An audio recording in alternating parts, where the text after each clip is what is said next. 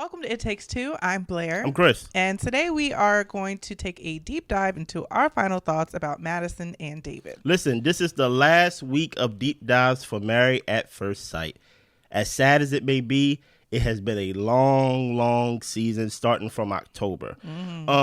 For starters, I've been writing out an outline of what I want to say and basically on each character. And I may even combine some characters, like even in this Madison and David deep dive, I'm going to involve Michelle. Okay. You know, but I want to give respect to Denise Brady. Mm-hmm. She did a exclusive interview with David and Madison. Mm-hmm. And if she don't mind, I would like to use some of the talking points that David and Madison said in the interview, because it was a good interview on her part, on Denise Brady. So shout out to you, my sister from another mister. Okay. You feel me? Mm-hmm. So let's start off with some talking points that was important to me. David said that he was recruited as well as Madison was recruited to be on the show, right? Now, to me, I don't know if that means that you automatically get a slot on the show. Correct me, Blair. Help me with that. Or basically, they are kind of like encouraging you, hey, you should like apply for the show. And well, I don't know what goes into their recruitment process. Yeah. So if it's anything similar to what Ikechi had to go through, which we know he had to go through the interviews answer all the questionnaires. He got denied the first time. I know he went out for it. So it's possible it could have been different from a recruitment. Yeah. But I would think that they would still have to go through some type of process to figure out what it is that they want in a match. Yeah. Mm-hmm. Now with Madison, that didn't really stand out to me when it came to her being recruited for the show. To David, it kind of stood out to me. Mm-hmm. The reason why it stood out to me is because we watched the matchmaking episode, and it kind of felt like they were selling David, right? Okay. Even though they recruited David, and David may have to go through the interview process, he still had to go through the house visits and things like that. I would think that even when they recruited him, they would be like, I don't think you'd be good for the show. But just off top, the fact that, you know, we got to have a basement dweller in every season of Married at First Sight, it seems like. It just felt like, okay, we are going to put David on somebody on this show, right? So that was my feeling. Let us know what you think about that, right? Madison alluded to being disappointed with what she ended up with when at the wedding, once she saw Alan, right? David wished that the experts were more accessible. Now, that's very important to me, right? Because they felt like, you know, being thrusted into the honeymoon, especially with the producer saying, hey, this is going to be probably one of the toughest experiences. This is going to be hard. I would think that the experts would be accessible. Now, I would say last season, it got so bad between, I forgot the two names. I think one of the names is Orion, and what is my sister's name? I forget her name. Yeah, but Orion, Lauren, right? That it got so bad that they called Pastor Cal on the honeymoon. She did, right? So I would think that if you are really struggling with the experiment, that you can call the expert. Even in this season, MM called when Ikechi went out of town. Yeah. So I think that's a little bit of passing the buck there. I need to really know what do they mean when they said they wish they was more accessible, because like you said, MM made that call to Dr. Pia, and we saw Pastor Cal on the Zoom during the honeymoon, right? Yeah. Madison says she wishes that there was more one-on-one time with the spouse before the honeymoon to get more comfortable with the partner, right? Because, you know, it makes sense that, you know, you're filming a show, you get married at first sight, and the next thing you know, you're on a plane going out to your honeymoon. Yeah. Now, what is your thoughts on that? Because she also expounded more on that. The thing about allowing more time, I think that when it comes to this, and of course it can be a very different experience being in it versus being a viewer, but as a viewer, I find that people find a lot of ways to try to slow the process down, to slow the relationship down, so that way they can get a grip and a handle of what they are going through. And that time might be necessary for some people, but I think that amount of time might cause you guys to become in a stagnant position. I think that people already become in stagnant positions when they don't decide to move in together because they want to go at their own pace. But I think that part of the process being the way that it is that you are thrusted into marriage, thrusted into a honeymoon, in order for you to really get all of this one-on-one time with your partner. And I don't know why having one-on-one time at home versus having it at the honeymoon is such a big difference. I think at home you would be more distracted by life and everything that's going on. But if you go straight to the honeymoon, I mean, your focus really is your partner and building that connection. Of course, there's the aspect of being in a group setting, which maybe some people get distracted by the group setting. But I do think that the way that they have it set up as far as wedding to honeymoon, as a viewer, I like watching it that way. So to like expound more on what she was saying, to your point, she says, like, you know, you're thrusted in to the process, and then next thing you know, you're at the airport with these strangers, you got other couples and things like that, you barely even know your spouse, right? I mean it is married at first sight, and then you're thrusted into these strangers, and she said you're kind of forced to basically to, I don't want to use the word perform because she didn't use the word perform, but to partake in this hyper romantic type of, like, you know, atmosphere. You got rose petals on the bed and things like that. She's like, I don't even know this guy. You get what I'm saying? I will continue on before I give my thoughts, right? She said she wishes there was more one-on-one time with the spouse before the honeymoon to get more comfortable with the partner. Madison said that she was struggling and wished that the experts were more available, right? She said that her and Alan was incompatible in a lot of different ways. She explained that to the experts, and it was hard for her to get past that because there was nothing that could be done about that, right? That goes beyond how he dressed, how he looked. She said she understands that the edits may have shown that she was talking about how he talked, about how he dressed, but it goes beyond that, right? Yeah. Now, this is where Denise asked a great question. Denise, 100% props to you. I'm going to paraphrase it, right? Because she asked it way better than what I'm about to say. Okay. Right? She said, what was it that held you back internally from telling Alan on camera or off camera that it isn't working? Okay. Right? Madison response, she never wants to give up on something. She says she's very stubborn, and also she said that she didn't want to hurt him. She doesn't think that if she would have told him the truth initially, that it would have been smooth sailing anyway. Like, it wouldn't have been smooth. Like, how do you tell somebody, like, I'm interested in somebody else besides you, right? Right? She wished that she was more outspoken and that she fell into the pressure of the cameras. She said that in her head, that we are just going to cruise along for these 8 weeks as friends, but it was not explicitly said by her. And that is her biggest regret, right? Madison also did not like how it was handled at the cabin. Talk about how it was being exposed, or her being exposed with David, and that she wished that it could have been a private conversation between just them four, the people involved, instead of involving the people that have nothing to do with it.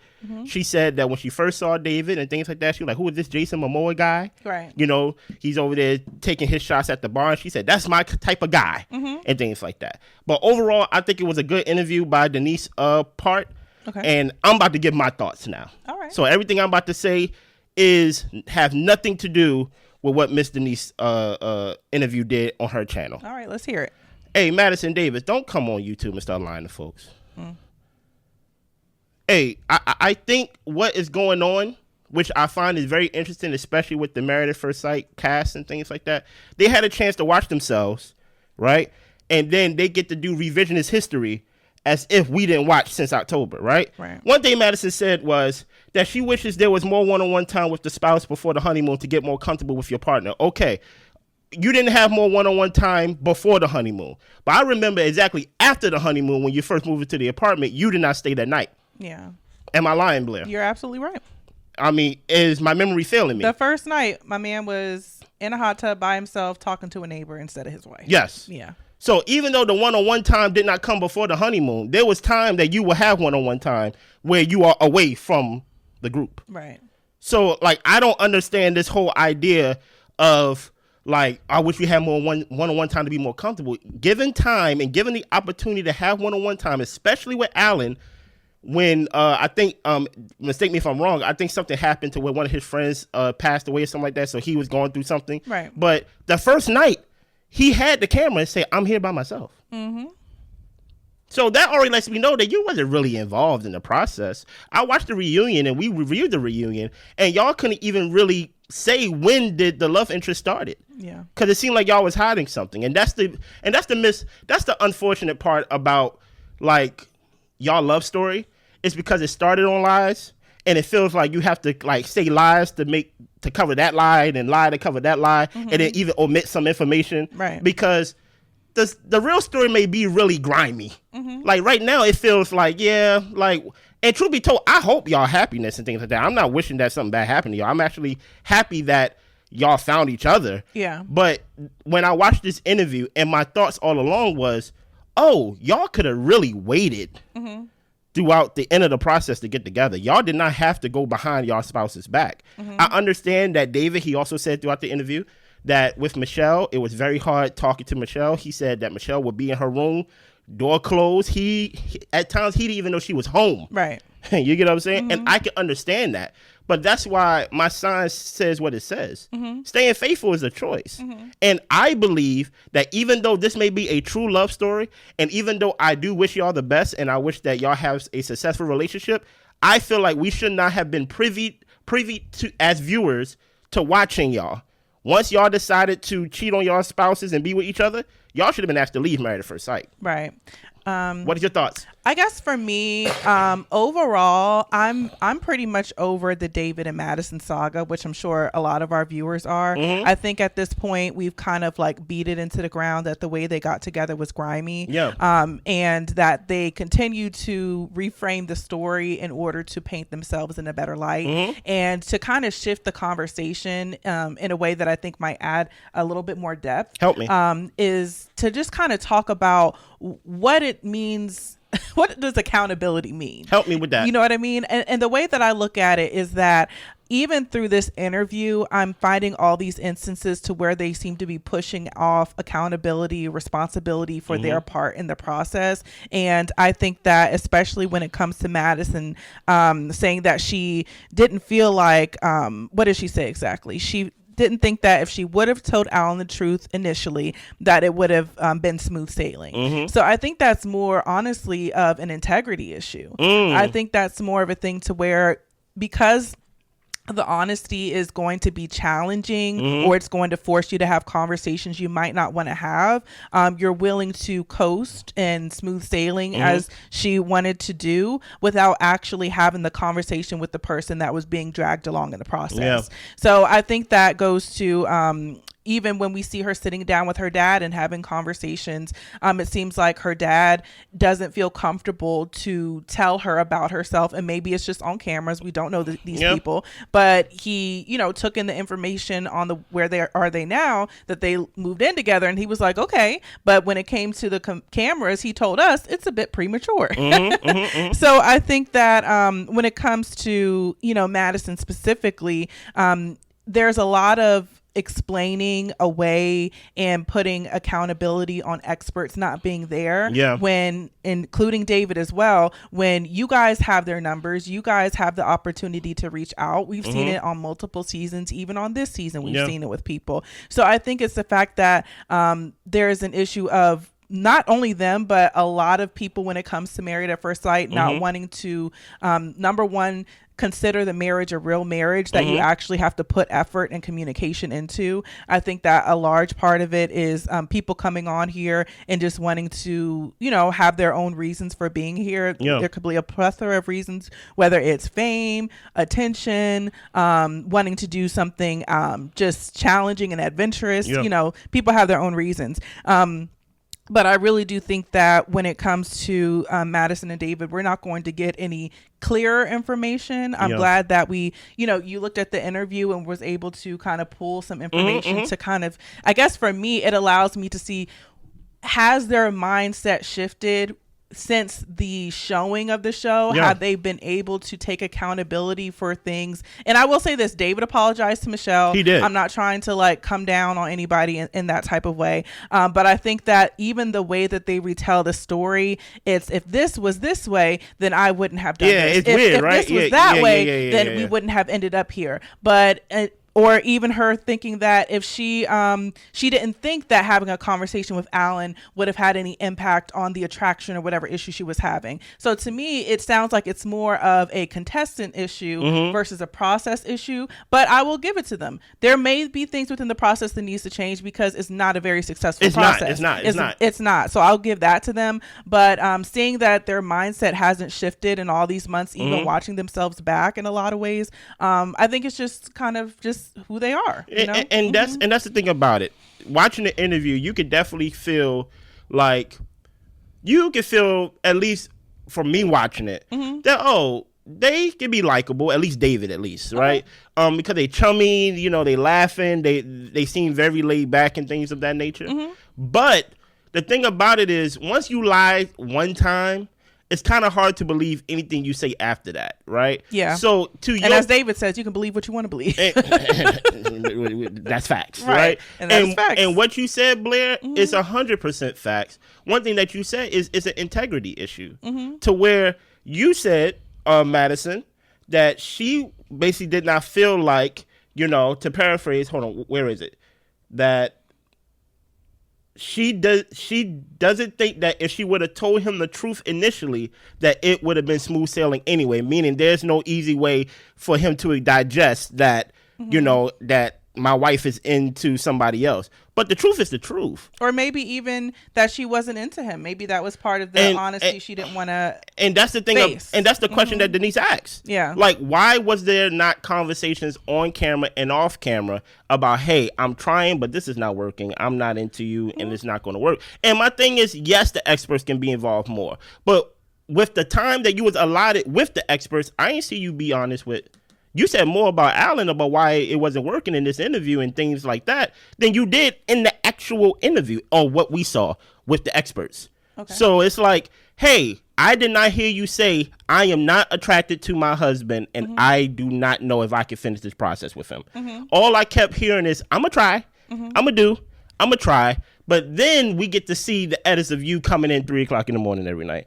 And then we get to hear you talking about how Alan is basically, you alluded to him being a drunk and things like that. And then we see you not come in on the first night. And then we see it just comes off as if you're saying whatever you have to say to appease the experts. But then you're coming after the show is over to be like, I wish we had more time with the experts. Did you use your time with the experts wisely? Right. Like, and that's another thing. When given the opportunity to actually utilize the people, you know, does it matter if you get more time with them if you're not going to be honest with them anyway? So I think overall my final thoughts is I also want to touch on the cabin thing.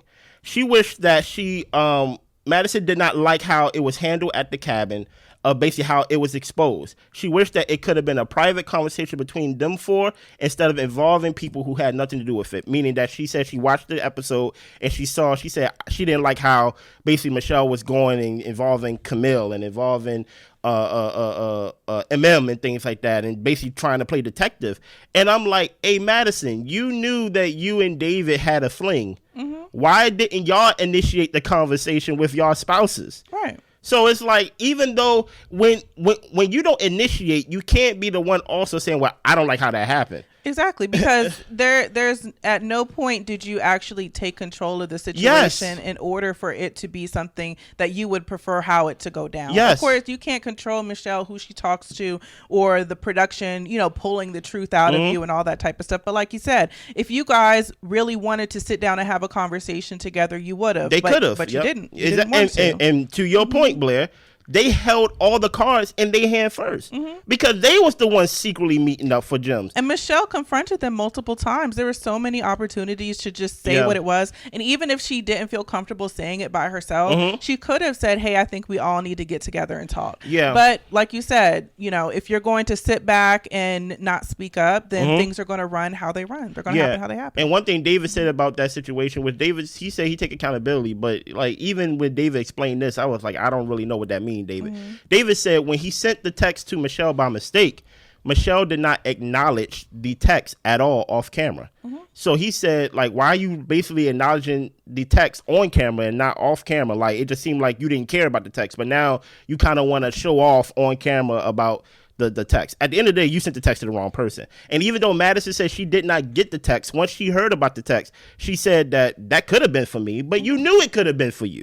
So that's when I'm like, you can't say that you did not like how it was exposed when you, Madison, and you, David, held the power in your hands to confront your spouses to be like, you know what, Michelle, I'm really feeling Madison, and Madison to be like, you know what, Alan, I'm really not into this marriage, and I've been basically talking to David. Yeah. The truth was in y'all hands the whole time, and y'all chose not to. And I think furthermore, when we're talking about them and just their connection and their relationship, you know, being the way that it did start, there's always a thought or concern if they are going to battle any of these issues within their own relationship, which we won't be privy to, and I won't be looking it up. I won't. But I will say that that is a very rocky foundation to try to start something with trust and honesty, when even till this day, there's conversations about honesty just not being the easiest way to go about things. So I'm hoping, even though from the transcripts and what you're saying, it doesn't sound like either Madison or David can speak to the fact of, you know, being honest would have saved them a lot of headache, and really taking more accountability for their inaction. And if they're kind of just going to ride the wave in this situation, I'm hoping that they're more proactive when it comes to their relationship, which they might be, because you actually love and care for that person. So maybe you actually want to have those conversations to make sure things are really good instead of pretending that 100%. And I actually think they gonna stay together, to be honest. Yeah, like I see the connection. Like, I think they gonna stay together. But to Married at First Sight, I felt like they should have took them off the show.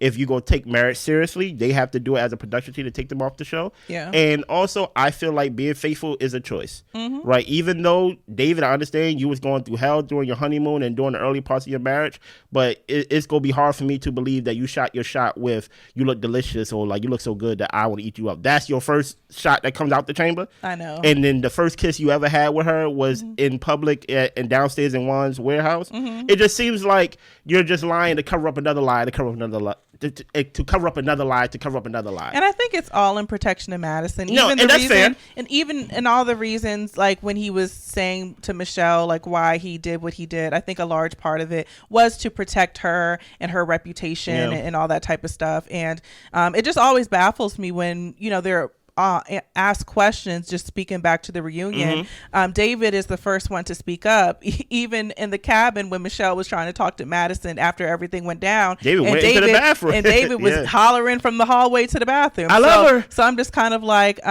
you know, it seems like David does want to protect her, and she wants to protect him too. So the lies will continue because they have to protect each other. I rock with it. You listen here. You know how Madison said she did apologize to Michelle on camera and off camera. Yeah. But on the Where Are They Now, it seemed like you have this beef with Michelle for reasons I don't understand, because David, y'all two are not coming from the same place.